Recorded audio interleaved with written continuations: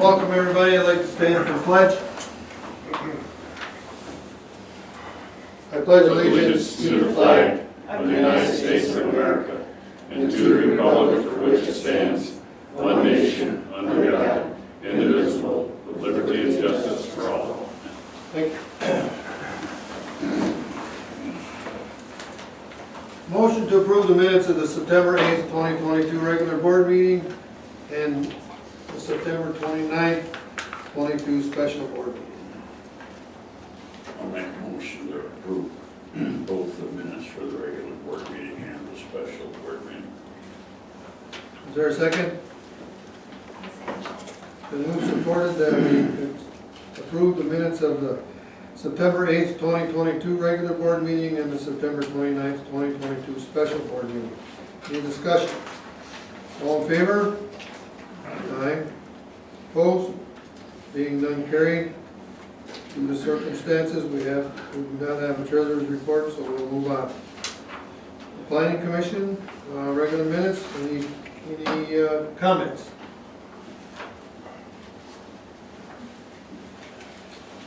Okay. There was no appeals board meeting? Commissioner Knox? Okay, good evening.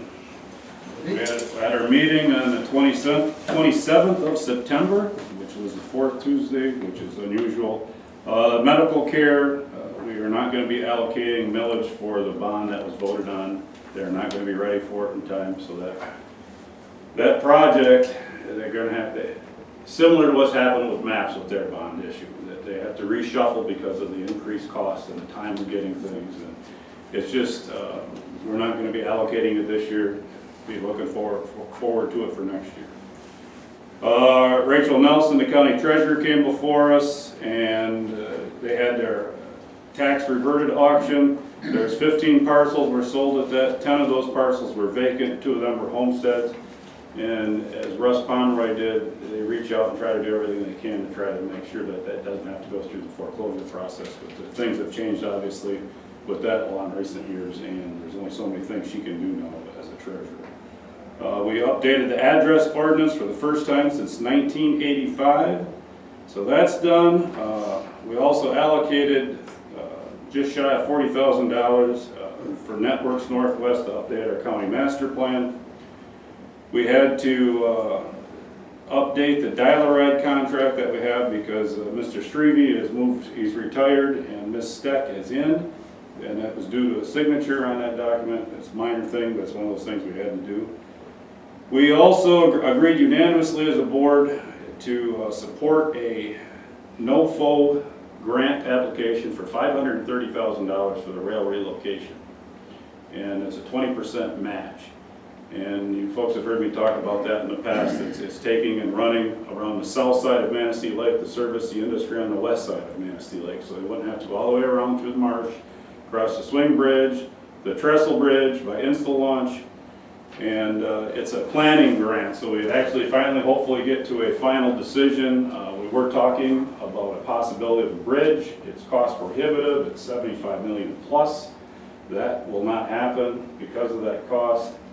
So we are looking at different avenues. One of the things that we're looking at right now is it's being referred to as a causeway, the old rail grade around the southern tip. You can see the willow trees growing in there. It has been breached, so that you can see water pass through it, but you see where the old railroad bridge used to go down there.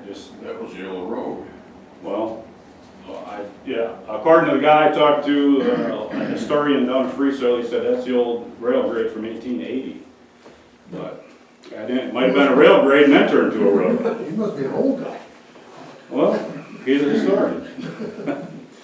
So anyway, I can tell you, since we've got the grant writer in place, Bill Kennis, he's almost been like a project manager for us. He has just been tearing it up, and I actually feel like we have some momentum on this right now. And it's not a matter if it's not going to happen, it's a matter of when it's going to happen. And the sooner, the better. We've got a 93-year-old mechanical swing bridge, 120-year-old bridge, as I said, the trestle bridge. The one going over Little Manistee, I believe, is over 130 years old. Those bridges, aren't going to last forever, especially the mechanical one. And they have had issues with that. And if it fails open or close, it's not good either way. since we get the lower lakes. Is that not the railroad's problem? Why does it become? It is the railroad's problem, John. The problem becomes is, okay, if it becomes extremely cost prohibitive to do that as opposed to rerouting the rail, and we jeopardize because, jeopardize those kind of household jobs, whether it be Morton's, PCA, Reith Riley, any of the companies on that side of the lake. You want to try to make that as easy and accessible as possible. So it's a good long-term strategy. When you look at portfolios in big industry, Guy would tell you every factory is competitive in that portfolio. And maybe the transportation cost here possibly could make us more competitive. If we lose that edge, all of a sudden now, maybe we become if something happens to a plant, maybe we become the target as opposed to someone else. So it's about having a vision for the future and where it needs to go or should go. We also authorized me to sign off on a letter if need be before our next meeting in regard to child advocacy centers. There's been a great need for the child advocacy center in the last 2 years through the pandemic. It has really escalated. There's been a lot of kids in need of that. And at any rate, the funding in Lansing's been in question. It's kind of a moving target at the moment. So anyways, we did not have to draft a letter as of yet. We are meeting next week. Our 2022-23 budget, we authorized, I discussed that with you last month. PA 69 to recycle, we've got 6 in, and Carla is working diligently to get more. I don't know if she's contacted you, Dennis, or not, but if she hasn't, I suspect she will be. We also authorized the Veterans Grant for just shy of $59,000, and one thing they're working on getting on in play now is a dental van to service the vets. We're supposed to be getting our first opioid check October 27th for just a little over $25,000. Munson, the ER, the latest I've got on that is it should be around December 14th. It was November 15th, they're supposed to start going into it, and I think it's supposed to be opened up around December 14th. That's the latest intel I've got in regard to that. As everyone knows, there was changes out at Central Dispatch, and Mike Machin is doing a great job, and the things are moving along that have been discussed for a few years, and it's amazing the difference. So with that, I tip my hat to him. It was a move that was much needed. I think that's probably it for right now. Other than the fact that on a personal note, this is the last time I'll see you folks before November 8th. And I appreciate everybody's support in regard to that election coming up. I've been doing this for over 16 years now. I enjoy doing it. It's a pleasure to serve on your behalf. So with that, any questions? Yeah, question back with the medical care, Jeff. It's not going to be allocated, there were setbacks or bid changes, etc. Next year, does that have to be revoted on? No. No, Well, the price is obviously higher than what the commissioners had anticipated.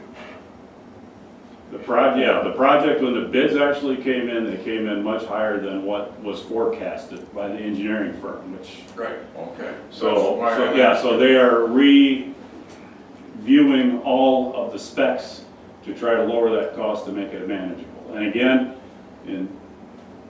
don't tell me, Don, you gave me a bum steer, as I've told you guys in the past, and that is, the intent is this is more like a seed millage, to where when they start the project and they get the project completed, that millage is going to be for a couple of years. We hopefully will not have to allocate all of it, maybe none of it, because the reimbursement rate increases to cover that added increased cost of running that facility. So that's the intent. Hopefully that's how it all pans out.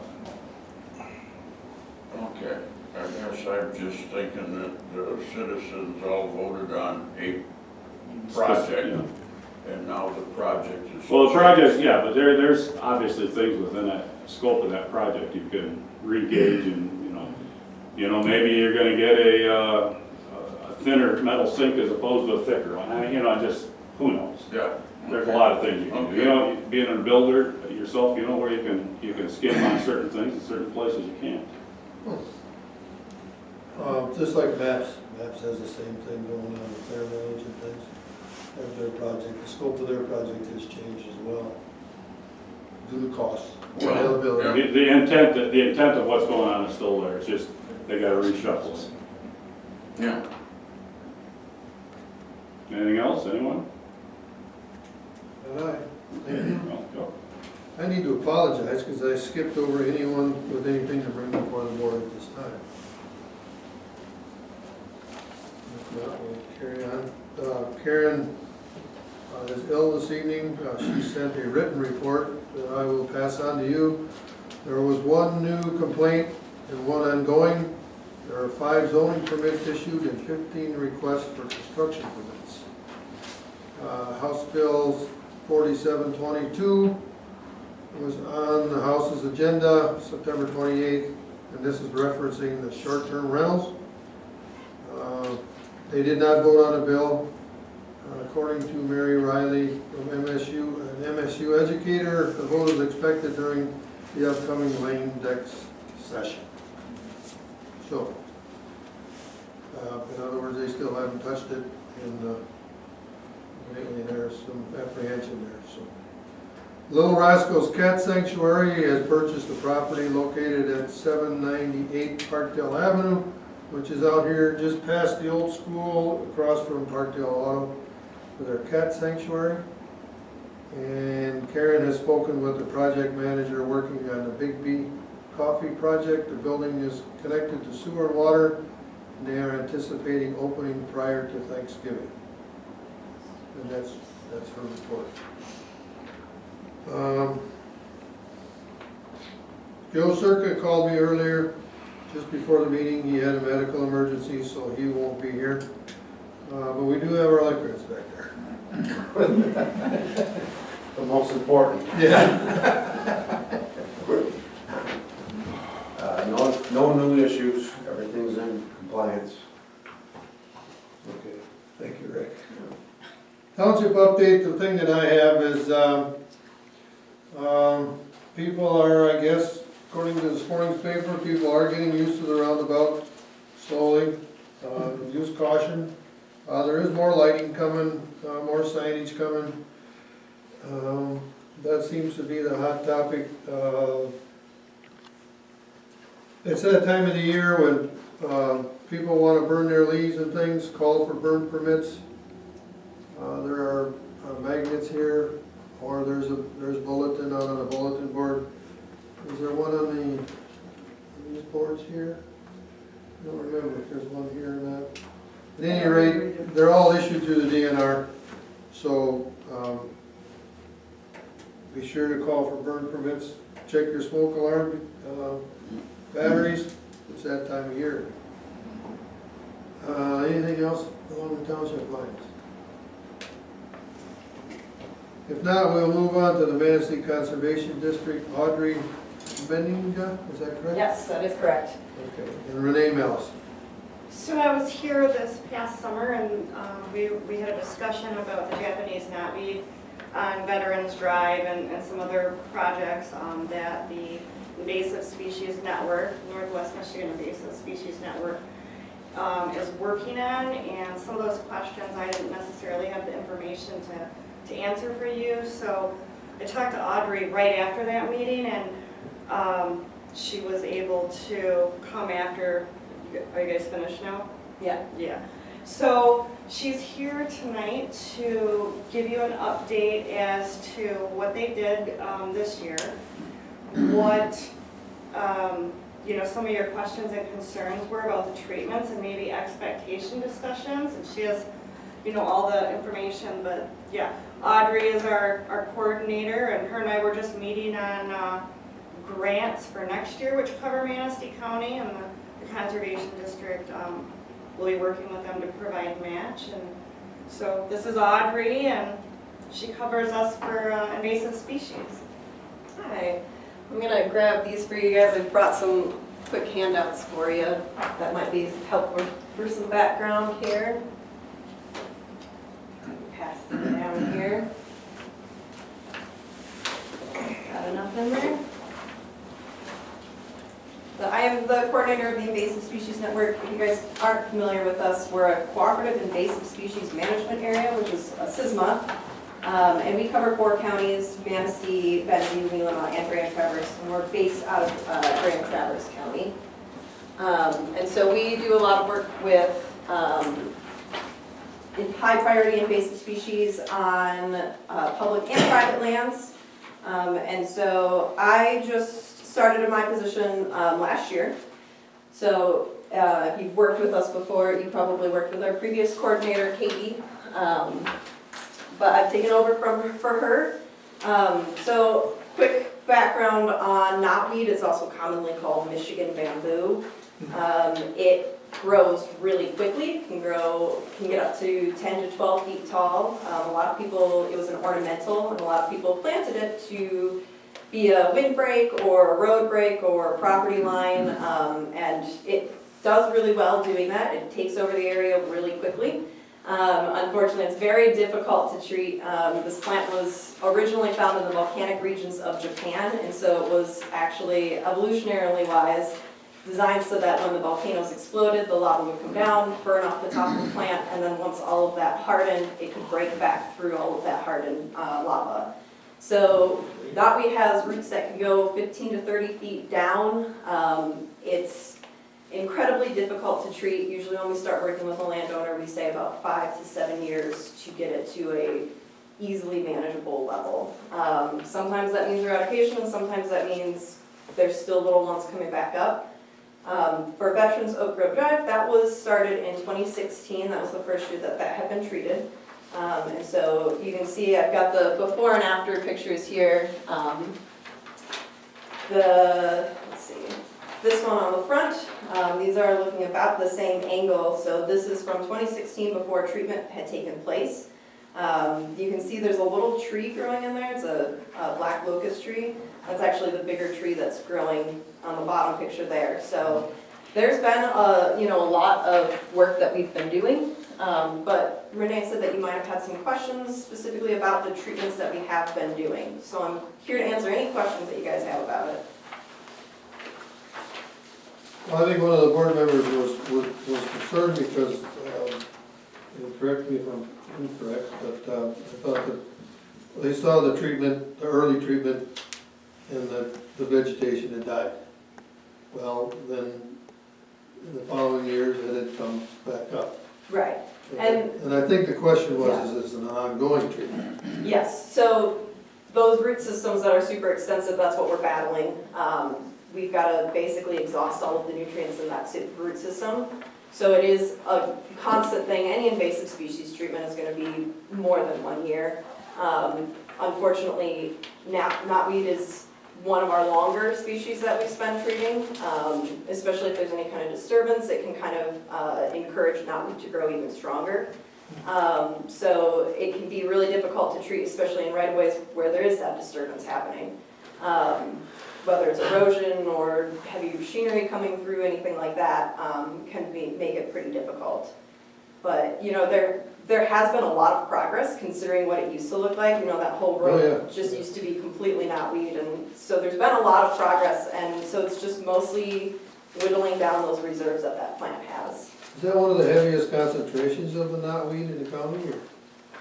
There was a spot right by the drawbridge on 31.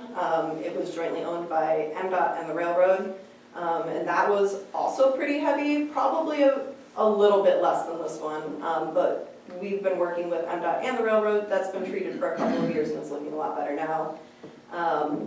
It's probably one of the heavier concentrations in Manistee County, yeah. Has that started with birds? I mean, do birds? It's usually spread by fragmentation, so a lot of times, especially on right-of-ways, what we find is you'll find it growing down the road because when it gets mowed, any plant material that gets stuck in the mower and then gets dropped off in a later spot, that can actually start a new plant. So like a bamboo, it has nodes on it, and one of those nodes can start a new plant. There was a study done about how much plant material it takes to start a new plant, and it's not common, but they did find the lowest amount was like 0.2 grams of plant material could start a new plant. So that's often how it's spread, especially in the right-of-ways. People mowing it in their own yards. They do have flowers, people really love the flowers on them, but they don't usually produce a viable seed. They're male and female plants, and it was, I believe, just male plants that were originally brought over for a really long time. And so there wasn't a lot of viable seed production happening. But there's been some really rare evidence about them producing viable seeds. It's mostly that root system. One of the other fun things about knotweed, we have 3 different species. We have Japanese knotweed and giant knotweed, and then we have a species called Bohemian knotweed, which is actually a hybrid between the 2 of them. And the University of Wisconsin has been working on a study to genetically map out knotweed so that we can learn how to treat it better. And they've found 5 different genetic hybrid species, which could also explain why we have some difficulty treating it, because each hybrid will respond to an herbicide treatment differently. So that might also be one of the problems that we're having, where it may not be the most effective method, but we have so many knotweed spots, we unfortunately can't send them all in for DNA testing to find which one is the right one. Sounds like a pain in the butt. It's not my favorite species to treat. And it's not my favorite one to tell people they have on their property either, so. Oh, very informative. Any questions?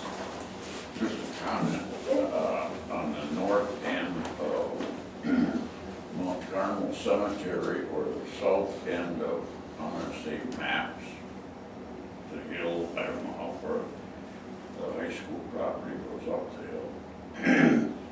But on the fence line there, if you will, I believe there's a lot of Japanese bamboo in there. Yeah, that was actually a site that we have reached out to MSU Extension. They do a lot of work with biocontrol methods, and so there's actually a biocontrol that's in the testing process right now. We had reached out to them to see if they wanted to use it as a site, and so it's kind of like a on-hold site in case they decide to use it. They want one that hasn't been treated before. So we've kind of left that one. We haven't pursued that one very heavily, just in case MSU Extension decides. You're aware of it then, Yeah. obviously.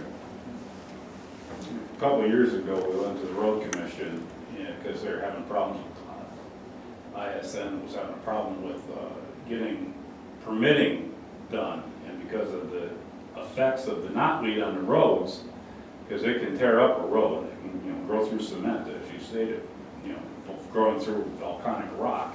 So anyways, the point of it is, we made the permitting process a little easier for the county, so.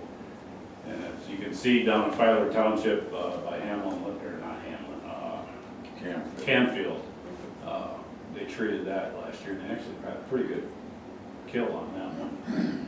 Yeah, and we really appreciate that, because there's been a lot of stuff in the road, and like I said, having it right along the road makes it really easy for it to get spread.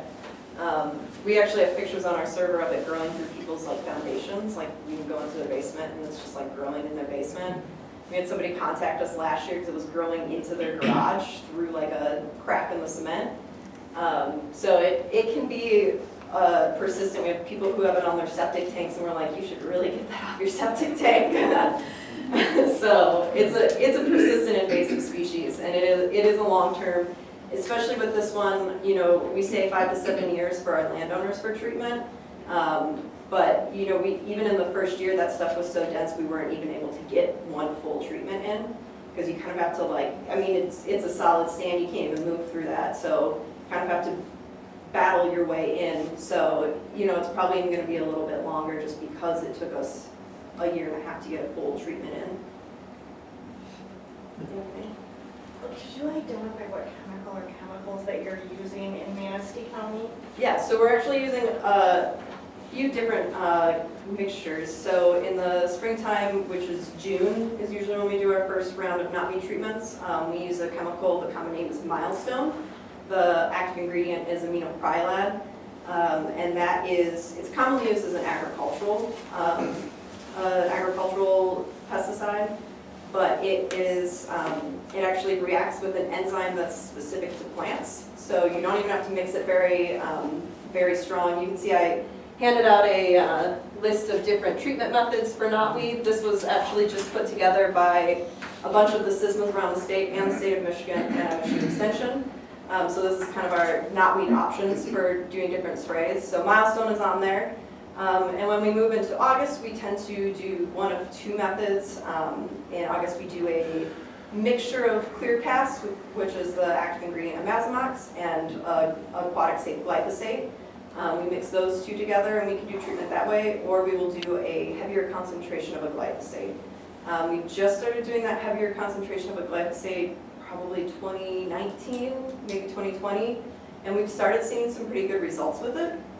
So we're hoping that that's a new way that we can maybe speed things up on the treatment process as well.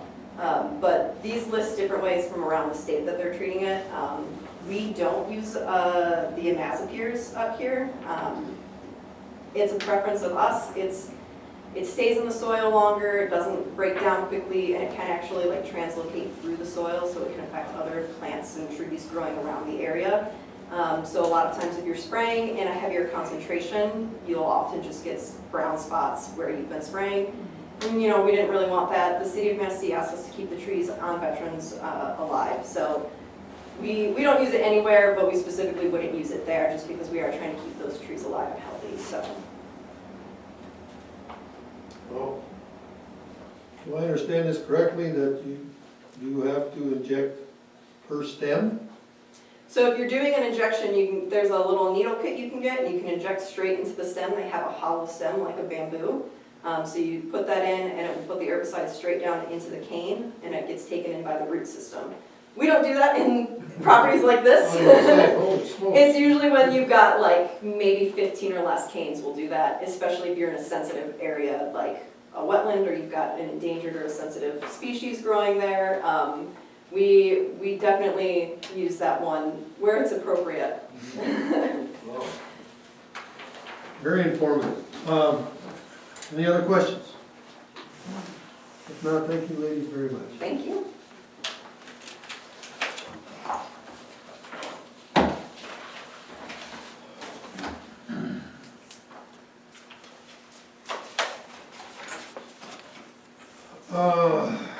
Okay, we have applications that Joe is going to present for 2 new firefighter EMTs.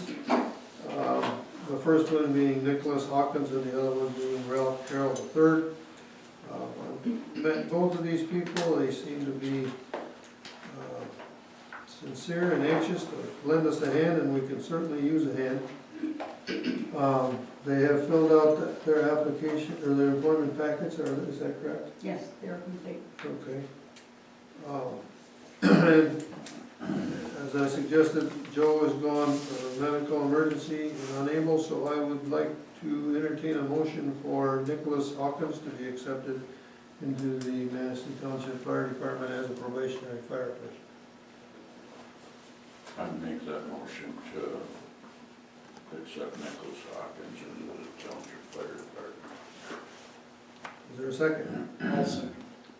Been moved and supported that Nicholas Hawkins be accepted into the Manistee Township Fire Department as a probationary fire person.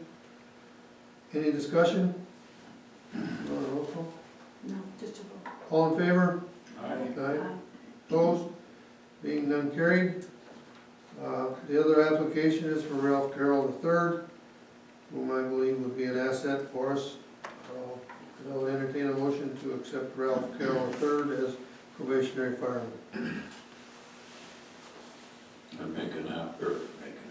I'd make a motion to accept the application for Ralph Carroll III for membership into the Township Fire Department. Is there a second? I'll second. It's been moved and supported that Ralph Carroll III be accepted into the Manistee Township Fire Department as probationary fire person. Any discussion?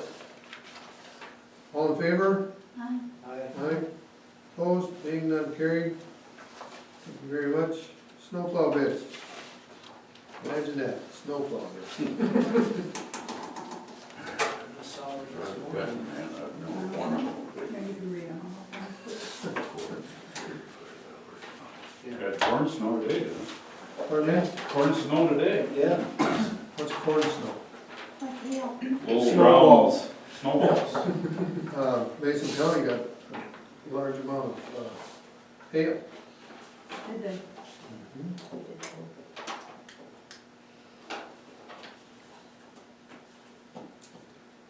Did, both of these come with, certificate of insurance? No, but before we can, not yet. We Okay. have one on file for one of those. We don't, actually, I have them on file for both. But they'll have to send an updated one once a decision is made on who. Okay. Okay. So it's contingent upon receiving their Correct. certificate of insurance. Correct. Well, we have two bids, one being from Swarovski Brothers Excavating. The loader is $98 an hour. A salt truck, $125 per event, and that's for the township hall and the fire station. Plow truck is $68 an hour. Dump truck for removal of snow if needed is $100 an hour. The other is from Forbes. Pickup truck with a plow is $40 an hour. A sander is $35 for each hour. And a loader is $60 an hour. Would you care to see these or look at these or? Good, no raise the rates. $5. Yeah. So what's your wishes? I make a motion to grant snow plowing bids to Forbes. Is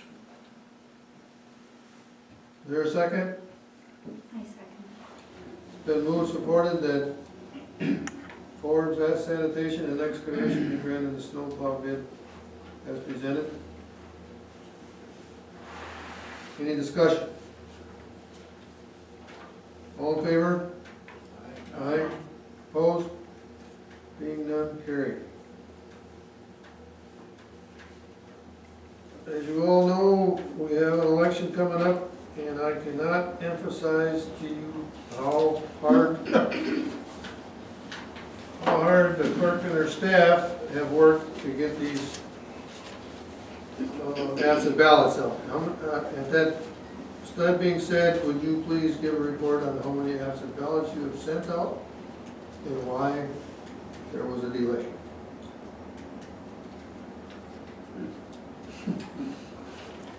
Well, Because there was so many. we have sent out 754 absentee ballots as of today. I expect there'll be more. That 750 compares to 514 in 2018 and compares to 1,327 in 2020. So I'm expecting at least another 100 to come in, maybe more. As for the delay, ballots were to be available to the voters on the 29th Of September. of September, but we didn't have them yet. And then there was a delay in programming, so we couldn't test them. We got our testing last Tuesday morning, not 2 days ago, but a week ago. And once we were able to test the ballots that we had received from the printer, we started issuing ballots. And they are now all out, for those who have requested so far. They are all out in the mail. And it's been quite a task. I'm not making excuses, but I've witnessed computers, programs shutting down from the state. It's a messed up system. But they did a they put in some long hours to get it all out. And then, like she suggested, 754 absent ballots are out at this time. They're still available, correct? Oh, absolutely. Sure. Even today, we were getting phone calls for applications, either people people, I would fill it out while they were on the phone, print it, they'd come in and sign it, and we'd issue a ballot. Some were completed and mailed, because that's what the voter wanted. They'll return them when they come back. If everything checks out, we'll be able to issue the ballot. The system works well, but it does When it take works. time, right? But it does take time to verify signatures, driver's licenses, and get them physically issued and make sure the right ballot is going to the right person at the right address. Quite a process.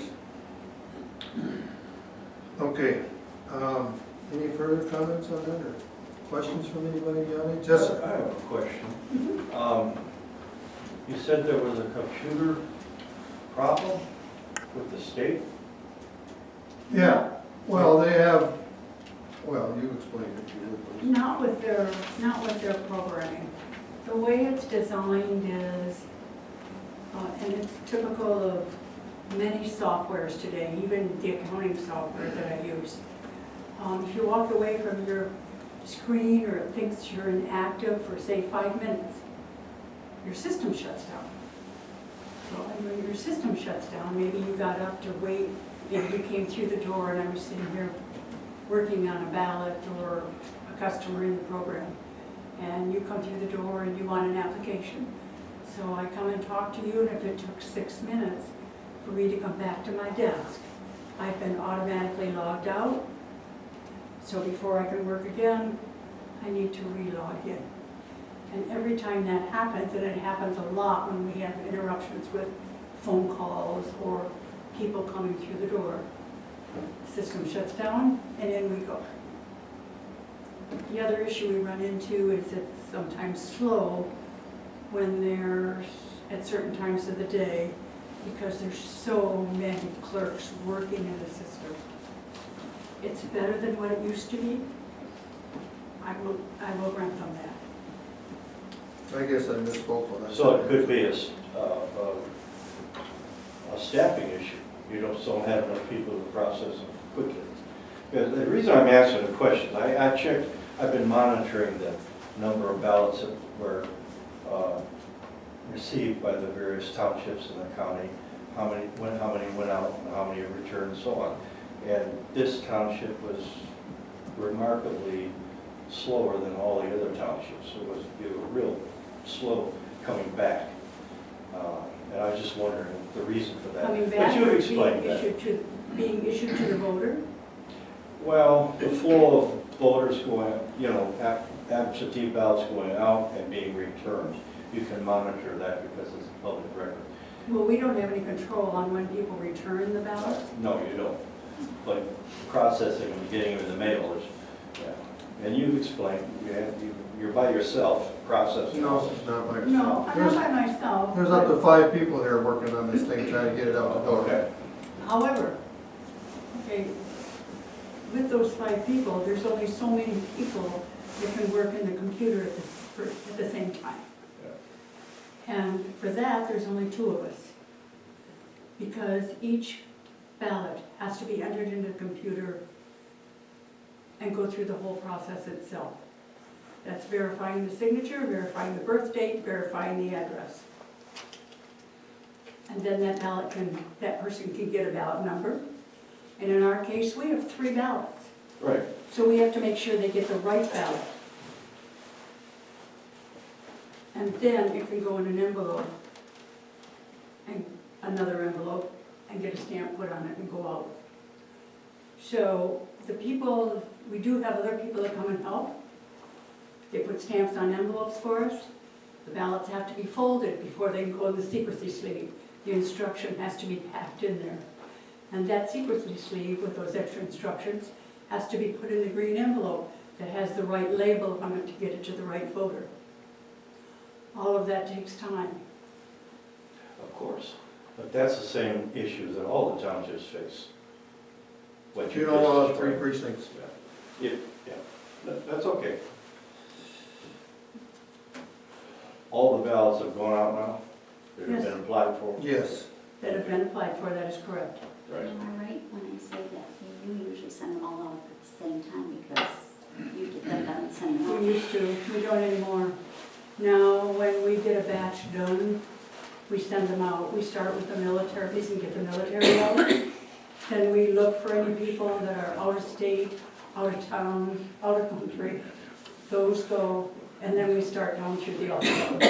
Yeah, but I mean, if you're living in this community, and the reason I'm saying this is because everybody that lives in this community will get the ballot at the same time. You won't have people saying, well, I got mine last week, I haven't got mine yet. Where maybe where he's looking at is they send them out as soon as they get it done. So every day maybe they send 50 out, where you're waiting till you get the whole batch, so you don't have some people saying they got them and some people that didn't. Is that right? This time, we did do, because of our 3 ballots, we did send one ballot, everything we had for that one went one day. The next one, again, a smaller area, everything we got done for that went the next day. Then the big one, we all worked on, and that went out as we got them done. It took us 3 days just to do that one. Quite a process. Quite a process. And I thank you for every effort to make sure the right person gets the right ballot. Anything else? Is there anything else we need to address at the meeting? If not, we gotta pay our bills. Yeah, we do. I'll make a motion to allow the bills paid as presented along with any additional incoming bills for the month. Is there a second? I second that. Been moved, supported, we pay the bills September 1st and September 30th, as well as any incoming bills. Excuse me, I'm sorry. Any discussion? All in favor? Aye. Opposed? Being none, carried. The public accuracy test will be held October 22nd Yes? here at the hall. The MTA meeting will be Wednesday, October 26th, here at the Township Hall. The zoning board of appeals, if they have one, will be November 1st. Planning commission will meet Wednesday, November 2nd at 9 a.m. The regular meeting of the Manistee Township Board will be Thursday, November 3rd at 7 p.m. here at the hall, and that's a week early. And the general election will be held Tuesday, November 8th from 7 a.m. till 8 p.m. here at the Township Hall. Any other comment? Is it going to public comment now? Yes, sir. Okay. Yeah, I wanted to mention recycling. A few years back, the recycling station here in our township was closed. And I've been recently talking to quite a few people in connection with my wife's campaign, and I'm finding people really resent that. They would like to have recycling in our township. And I noticed in a recent report in the newspaper that we are not one of the townships that have bought into the county recycling program this year. I guess they renew it every year, is that what they do? I'm not familiar with that, what the cycle is. And I would just like to let you know that there are a number of people in the township who would like to see a recycling station here in the township.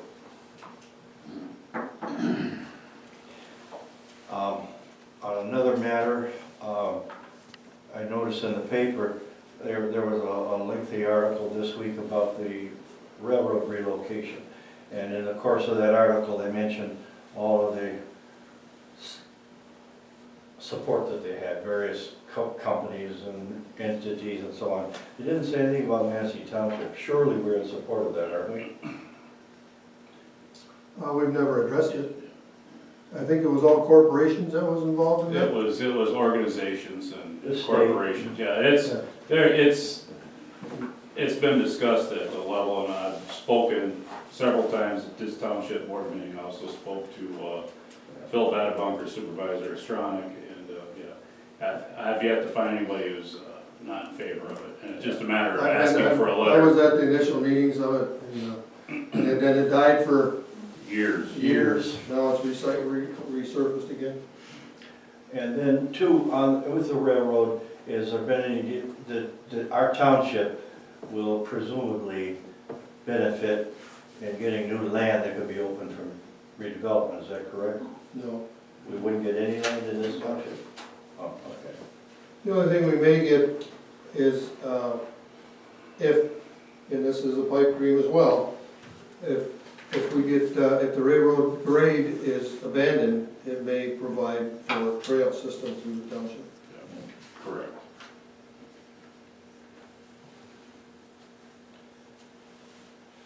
Okay. On a comment on the recycling, we had recycling here, we were one of the first ones to have recycling. Right. We had it on our own, and we monitored it on our own.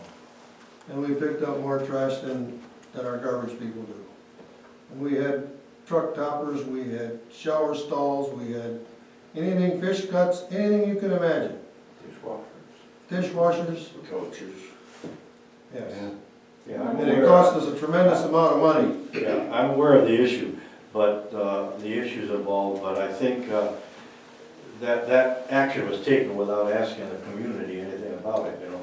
I think those difficulties might be worked around. There are other recycling stations in our county that are dealing with the same kinds of issues, and they seem to be able to handle them or mitigate them. And I think there should have been some effort here to do that as well. Some effort, sir, I beg to differ with you. Yeah, Yeah. they're not handling them, they are existing with them. I spend many hours over there cleaning up after those things. So I think we put a pretty good effort into trying to maintain it for people. They just don't care. Now, maybe that attitude has changed, and we could look at it again, sure.